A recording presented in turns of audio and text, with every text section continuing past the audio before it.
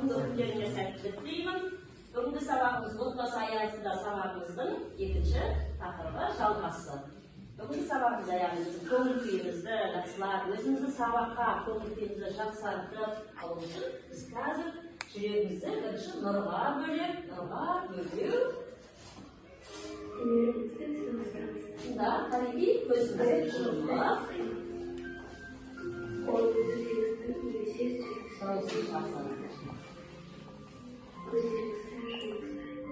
жуамыз. Күніміздің төмен сенітіп, кеудемізге қарай қойлап барады. Жүрегіміздің орта тұсында көлденең орналасқан. Гүлдің түйнегі нұрдан бояу ашып келеді. Балғын және таза символ сіздің әр ойыңызды, әр сезіміңізді, эмоцияңыз бен тілек қалауыңызды ашып, жүрегіңіздің қауызын ашты. Бір сөйлесі сіздің ойыңызға қанаттай бастағанын елестетіңіз. Ол біртіндеп күшейе түсуде.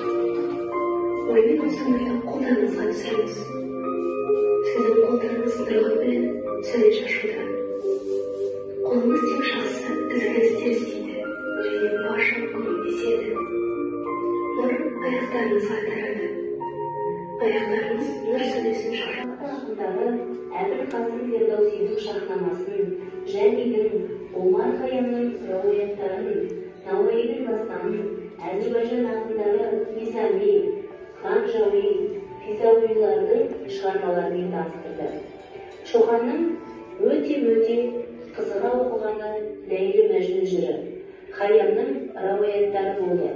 Әсіресе Омар Хайямның ислам діні жөніндегі жансыз сопылық, жалған мүлгушілікке қарсы жазылған өткір қиялды рауаяттары ұнатады. Қысқасы, үйге кіргелі шоқандардың оқуы құнты жүрді. Әбубәкір молда да бұрынғыдай ауыл арасының шақыруынан ұстап, шоқанға шоқан жымиын. Әже, Ескендірдің шешесі ақылды болған екен. Ескендірді ең үлкен данышпан ғалымның қолына беріп оқытты. Сол оқу білімнің арқасында бар әлемді білемек болып, үлкен жолы жасапты деп шоқан әжесінің өңіне қарады. Қарағым, ол дастанды мен оқығам, сен де жақсы түсініпсің. Білімділік жақсы, мансапқорлық жаман емес пе? Ол әлемді аузына қарадам деген озбырлықтан апатқа ұшырады ғой деп әжесі сөзін аяқтады. Шоқан ойланып қалды. Айғанның да сүйікті немересіне әдеттегі мейірбан ықыласынан басқа еш нәрсе айтқан жоқ. Ханымға амандық айтуға ауыл арасының үлкен кісілері келген кезде ол әжесіне қош айтып қайтып кетті. Оқуғанын біле тұра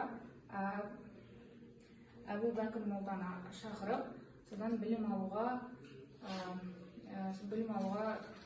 салыстырады. Ол өзім алдымен ана тілімен оқытып, одан кейін өзге тілдің бәрін біліп, өз тіліңді құрметте демекші, қалған тілдерді үйретеді. Тамаша. Яғни Шоқанның азамат болып қалыптасуына отбасы қалай ықпал етті дейді? Шығарлығы, иә? Яғни отбасына қандай құндылықты байқадың ба?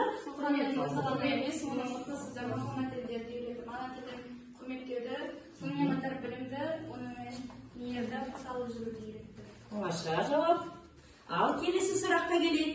Шоқанның өмір жолын адамзатқа қызмет ету жолы деп атауға бола ма? Неліктен дейді? Өте жақсы сұрақ. Өйткені ол көптеген елдерді аралап географиялық карталар жасалған. Алғаш нені ашып, нені зерттеп еді? Қандай нелерін білесіңдер енді Шоқанның? Кім айтады? Шоқан туралы білімімізді ортаға салайық. Айталық. Отбасы аясында бұдан бізге ұғымымызға болады, яғни отбасының татулығын, ұғымымызға болады екен. Бұл, мысалы, Мағжан Жұмабаев атамыздың айтқанына келетін болса, ата-ана баланы тәрбиелеген кезде өзінде емес, өзінен де мықты қылып тәрбиелеу керек. Себебі баланың келер болашақтағы заман талабы бар, соған сәйкес тәрбиелеу керек деген Тамаша. Ата бабаларымыз мақал мәтелдер берген қалдырмаған. Мысалға, әке асқақтау, ана бауырындағы бұлан, бала жарасындағы құрақты бекерден айтпаған. Отбасында әрқашанда бір-бірін сыйлау, ағасы бардың, жағасы бар, інісі бар, қызысы бар деген сияқты жақсы мақал мәтелдерді қалдырып кеткен. Өз балаңды, өскенше баласын немереңді, өлгенше баласын дегенді қалай әдемі айтып кеткен. Яғни біздің отбасымызда осы тәрбиеде, біздің өзің ұлттық тәрбиемізде осы мақал мәтелдердің алатын орны үлкен. Мына суретке не көрсете аласыңдар қазір өздерің? Салған суреттерде отбасын жарасқан, татулығы жарасқан отбасын көреміз. Тамаша, үлкен кішіні сыйлай білу. Өмірге дұрыс бейімделу отбасына. Дұрыс бейімделу, отбасындағы нені қатысасыз? Адамгершілікті, мейірімділік, үлкенді, құрметтеу, кішіге көрсету, тамаша, мінекей көп айтатын, біздің үлкен апа-аталарды бірінші айтатын. Дұрыс айтасың, ешкімнің ала өтірік айтпау, тамаша, апамыздың айтатын сөздері. Өте тамаша. Яғни біздің ата-әжелерден отбасымыздан алатын құндылықтарымыз өте көп.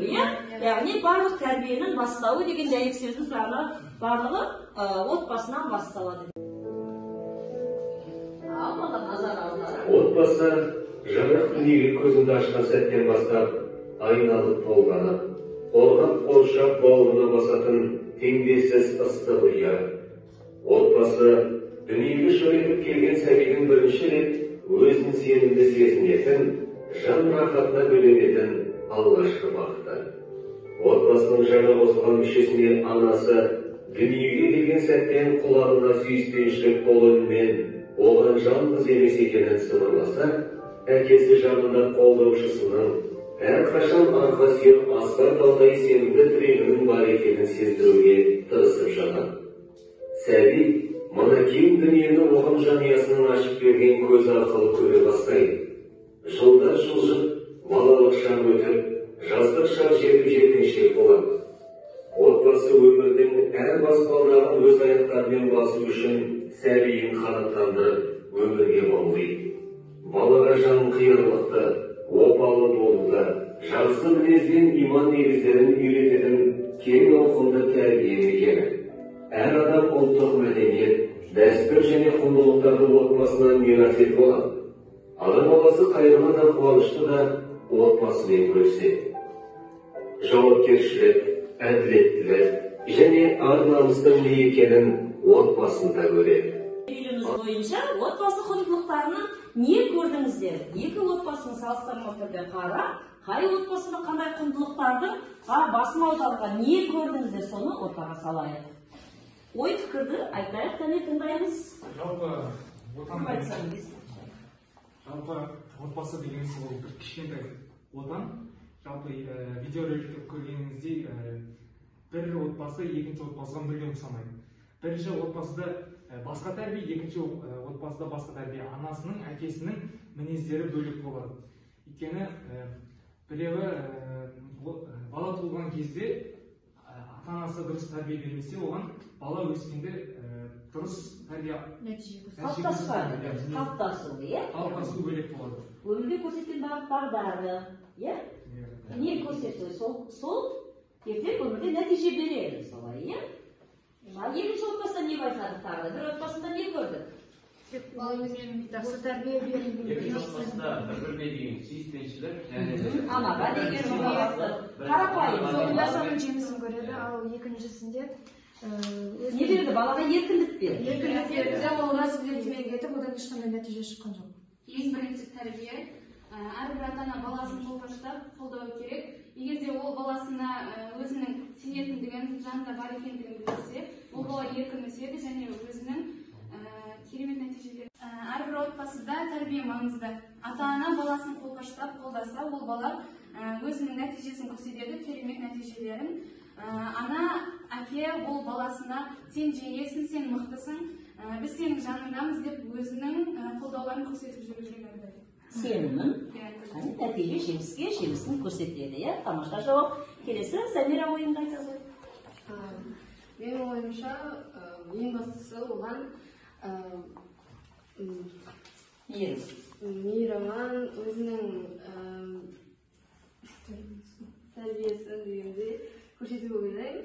Мысалға жақсы сөздер айтып тұру кереміз деп ойлаймын. Мысалға бірінші отбасыда ата-анасы, мамасы өзінің мейірімділігін айтып, жақсы сөздерін айтып, кішкентайынан жақсы өсіріп, сондықтан деп ойлаймын, оның жақсы болып өскеніне.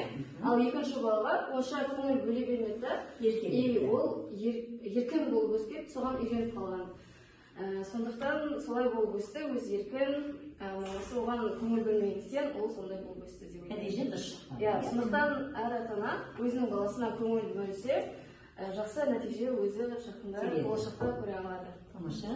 Менің қорғаным дегендей, ағылшындардың үйінің қабырғасы ғана жуан емес, отбасының да берік, және де мықты болғанын айтады. Сондықтан да әрбір үй, әрбір отбасы мәдениет ошағы болуы тиіс. Бәрі соған тура алса, сол кезде ғана ол адамның ісі оңға басады, және отбасында бірлік, ынтымақ, сүйіспеншілік болады. Яғни татулық, отбасы мықты болады. Келісеміз ғой бәрі? Дауыс жоқ, сразу айтамыз. Шешіп сен сағынарым, жабылсам шағынарым, анашым бір өзіңсің,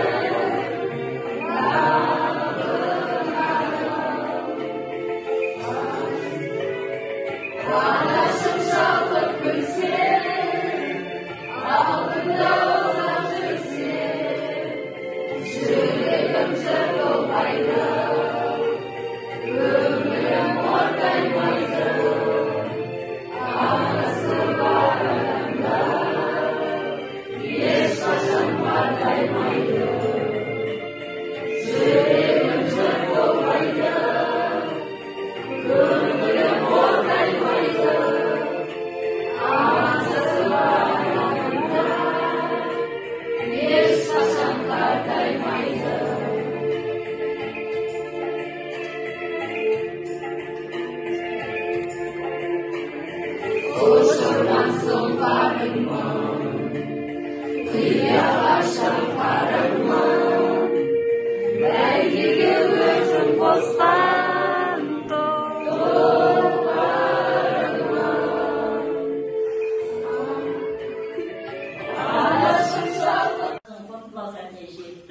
Отбасы аясында туралы көптеген бейнефильмдер көрдік. Бүгінгі сабақтан алған жақсы құндылықтарды бойларыңызға сіңіреді деп ойлаймын. Және солай болады. Әр отбасына сәттілік тілеймін, жақсылық тілеймін. Сау болыңыздар.